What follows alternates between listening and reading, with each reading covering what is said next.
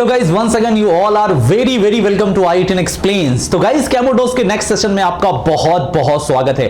Last वाली जबरदस्त boom boom video थी हाइड्रोजन पेरोक्साइड की, एक सिंगल शॉट में पूरा H2O2 निपटा दिया था। नहीं देखा है तो जाके देखो, लिंक मैं डिस्क्रिप्शन में डाल रहा हूं। H2O2 गाइस, आज हम बात करने जा रहे हैं हाइड्रोजन की। आज हम हाइड्रोजन की धज्जियां उड़ाएंगे और समझेंगे कि हाइड्रोजन के वो कौन कौन से पॉइंट्स हैं, वो कौन कौन से कंसेप्चुअल बातें हैं, इक्वेशंस हैं, मेथड्स ऑफ प्रिपरेशन है जो आपके दिमाग में फिट होनी चाहिए जेई के लिए और मेडिकल के लिए। तो पूरी एनर्जी, जोश, जुनून और रिदम के साथ स्टार्ट करते हैं। Let's start.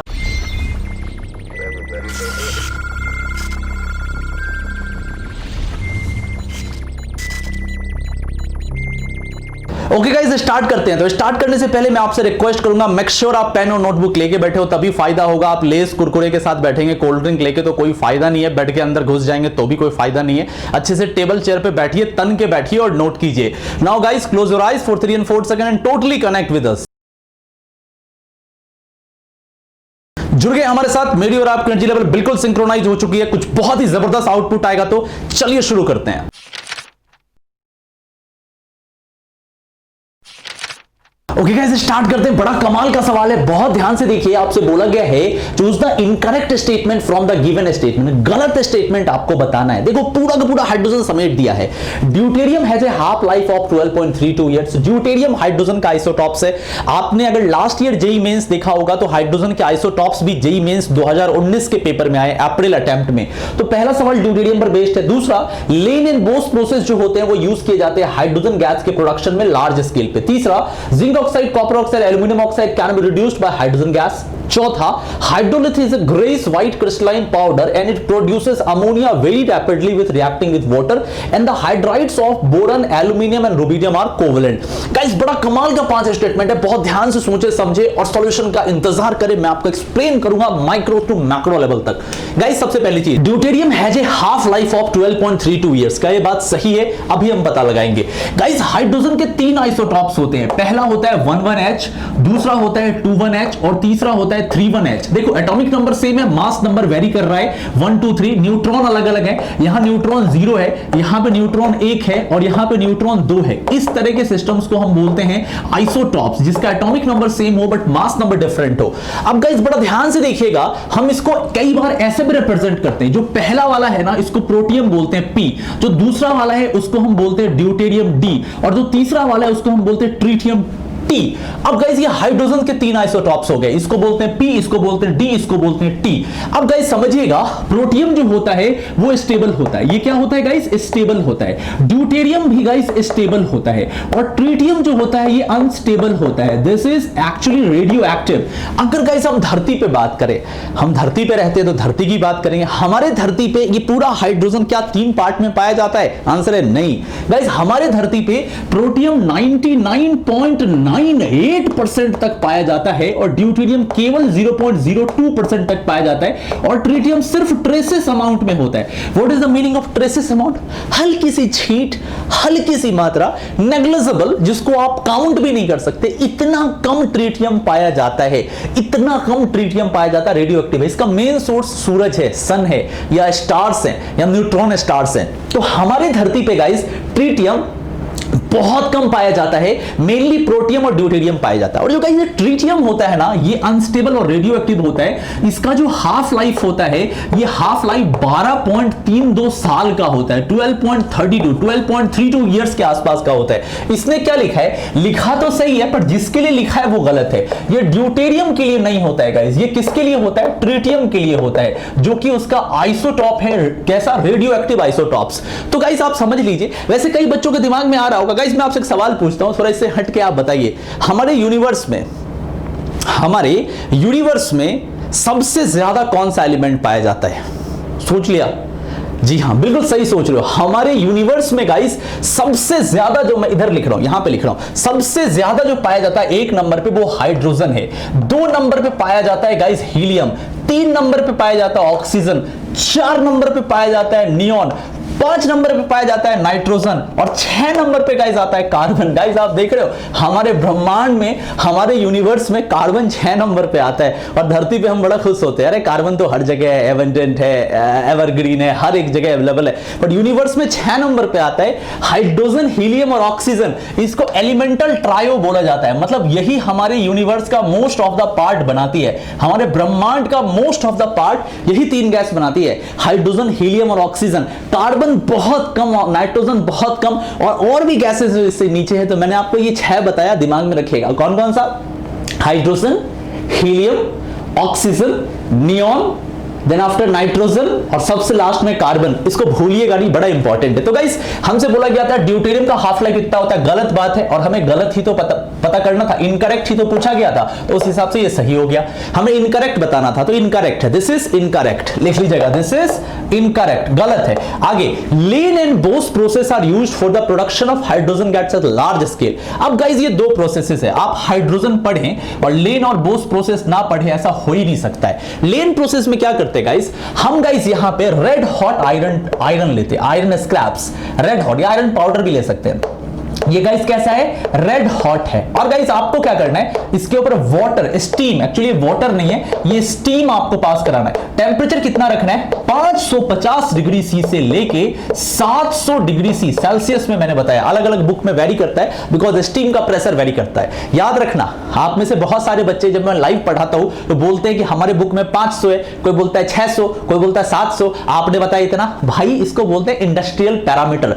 स्टीम का प्रेशर अगर वेरी करोगे तो टेंपरेचर भी उसी हिसाब से रेगुलेट होता है। ये इंडस्ट्री में कोई इंसान काम नहीं करते कि इंसान प्रेशर मैनेज कर रहा है, इसके लिए कंप्यूटर होते हैं, इंडस्ट्रियल कंप्यूटर होते हैं, कंपैरेटर्स होते हैं, कई तरह के प्रोसेसर्स होते हैं जो कि पूरे प्रोसेस को कंट्रोल करते हैं। तो जैसे जैसे तुम स्टीम का प्रेशर ऊपर नीचे करोगे, अपने आप टेंपरेचर भी ऊपर नीचे होगा, तो ये वेरी कर सकता है। स्टैंडर्ड टेंपरेचर 550 से 700 डिग्री सी होता है, नोट कीजिएगा, ठीक है। जब आप कॉलेज में जाइएगा, केमिकल इंजीनियरिंग पढ़िएगा और इंडस्ट्री में जाके जब आप ट्रेनिंग कीजिएगा ऑयल एंड गैस पाइपलाइन में, या मान लीजिए ओएनजीसी में, आईओसीएल में, नाल्को में, बाल्को में, पाल्को में, या थर्मल पावर स्टेशंस में, या मान के चलिए आप किसी रिफाइनरीज के अंदर जाइएगा, या मान लीजिए आप फर्टिलाइजर कंपनी के अंदर जाएगा, हिंदुस्तान फर्टिलाइजर्स में जाइएगा, हिंदुस्तान जिंक लिमिटेड में जाइएगा, तो इन सारी चीजों को आप पढ़िएगा, लेकिन तभी पढ़िएगा जब केमिकल लीजिएगा। तो गाइस ये क्या है, FeH2O क्या बना रहा है, Fe3O4 बना रहा है, और क्या निकल रहा है, हाइड्रोजन गैस निकल रहा है। गाइस इस प्रोसेस को हम किस नाम से बुलाते हैं, जी हां ये बोला जाता है लेन प्रोसेस, इसको बोला जाता है लेन प्रोसेस, और ये इंडस्ट्रियल मेथड है हाइड्रोजन गैस को निकालने का, ठीक है। आगे बढ़ते हैं, बोस प्रोसेस क्या होता है, बड़ा इंपॉर्टेंट है, बहुत ही बढ़िया, बहुत ही बढ़िया, बड़ा खूबसूरत है। देखिएगा गाइस, बोस प्रोसेस में हम क्या करते हैं, सबसे पहले वाटर गैस बनाते हैं, तो हम क्या करते हैं, कार्बन लेते हैं और स्टीम लेते हैं, CH2O, और गाइस हम इसको कितने टेंपरेचर पे रखते हैं, 1270 केल्विन पे, 1272 केल्विन पे रेड हॉट कोक के ऊपर स्टीम डालते हैं। तो ये गाइस क्या करता है, CO प्लस H2 बनाता है। इस मिक्सचर को गाइस बोला जाता है वाटर गैस। क्या बोला जाता है इसको, वाटर गैस बोला जाता है। जब आप इस वाटर गैस में COH2 में फर्दर H2O को मिलाइएगा, ठीक है गाइस, और यहां पे कैटलिस्ट के तौर पे Fe2O3, ध्यान से देखिए, ध्यान से देखिए, बार बार लिखने से याद होगा, Fe2O3 Cr2O3 यूज करेंगे।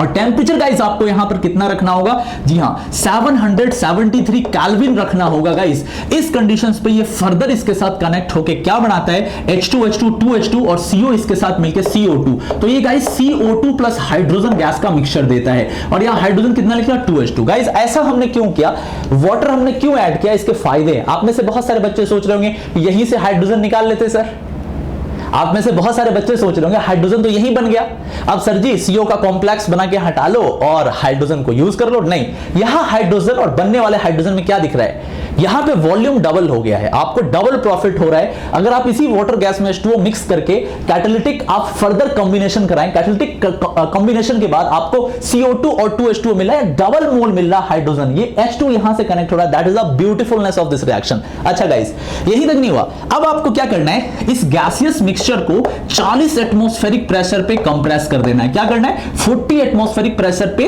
कंप्रेस कर देना, दबा देना है। देन आफ्टर इसको क्या करना है, KOH में पास कराना है। KOH सॉल्यूशन में पास कराना इस कंप्रेस मिक्सचर को।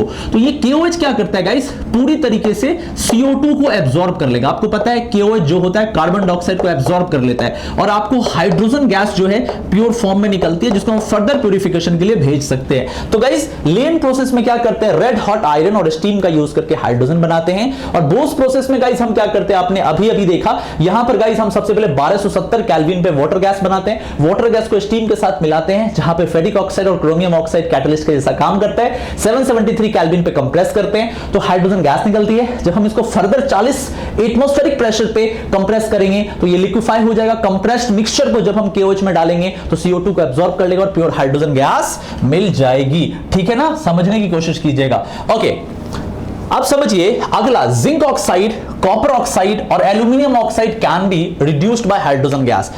तो पहली बात हम बता दें, क्या ये सही था क्या? जी हां, ये स्टेटमेंट सही था। और हमसे क्या पूछा गया था, इनकरेक्ट, तो ये आंसर नहीं होगा, ये सही है, दिस इज करेक्ट। हमें इनकरेक्ट ढूंढना है। ठीक है, अच्छा, zinc oxide, copper oxide, Al2O3 can reduce hydrogen gas. क्या ये आपको सही लग रहा है? अगर सही लग रहा है तो गलत सोच रहे हो, बिकॉज गाइस देखो, जिंक का ऑक्साइड हो, टिन का ऑक्साइड हो, Pb का ऑक्साइड हो, Ag का ऑक्साइड हो, Pt का ऑक्साइड हो, इन सब के ऑक्साइड या Cu के ऑक्साइड हो, इन ऑक्साइड को तो ये रिड्यूस कर देता है। पर जो एक्टिव मेटल्स है, बड़े पावरफुल मेटल जैसे Al2O3 नहीं करेगा, MgO इसको नहीं करेगा, इस तरह के जो होते हैं, कैल्शियम ऑक्साइड इनको नहीं करेगा, स्ट्रोंटियम ऑक्साइड इनको नहीं करेगा, एक्टिव मेटल को नहीं करेगा। तो गाइस ये करेगा क्या, फिर जिंक ऑक्साइड को कर देगा। जिंक ऑक्साइड में तुम हाइड्रोजन डालोगे तो ये क्या करेगा, Zn+H2O बना लेगा, तो ये तो रिड्यूस हो गया। अच्छा, कॉपर, जी हां, CuO में गाइस आप फर्दर हाइड्रोजन डालोगे तो ये Cu+H2O बना लेगा। जी हां गाइस, इसको भी रिड्यूस कर दिया। Al2O3 में 404 एरर आ जाएगा।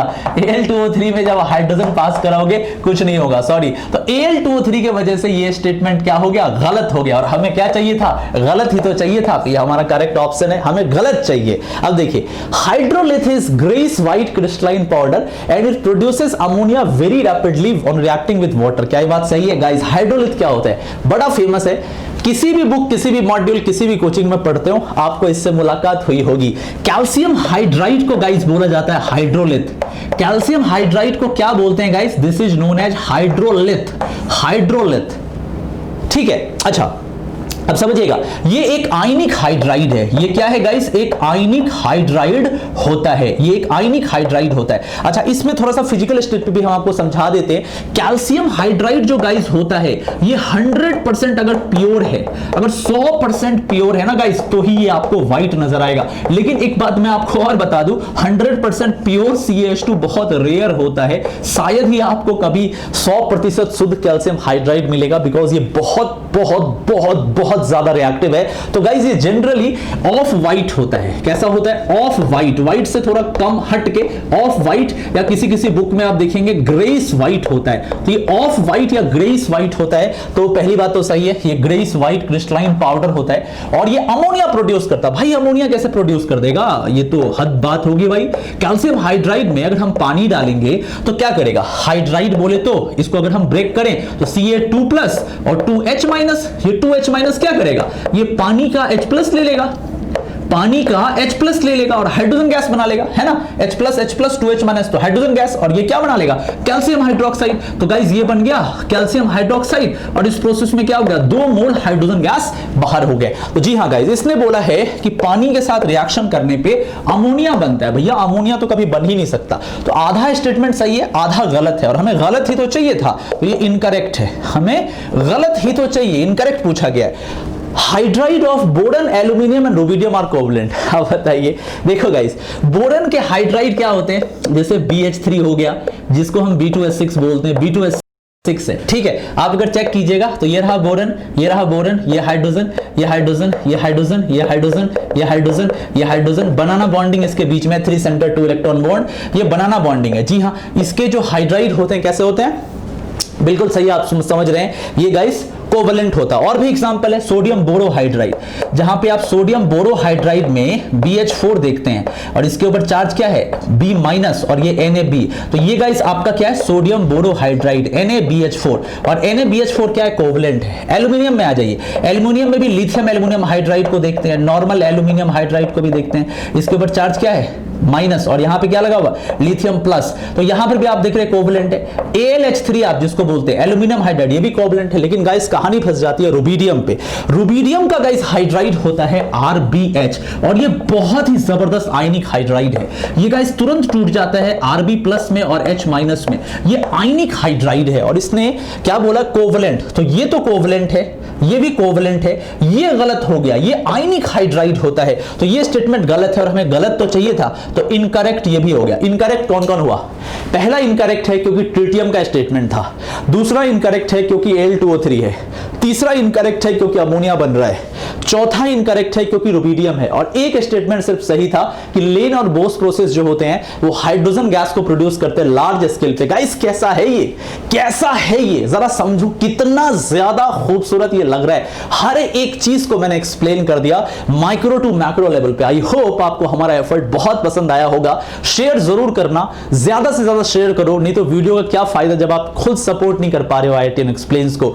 मिलते हैं गाइस नेक्स्ट वीडियो में, और हम बोलना चाहेंगे हमारे डिटेल कोर्सेज अनअकैडमी पर भी अवेलेबल है। आप वहां पर भी जाके IITN एक्सप्लेन्स कोड का यूज करके 12 मंथ या 24 मंथ का सब्सक्रिप्शन ले सकते हैं। तब तक के लिए take care, bye bye and have a nice day.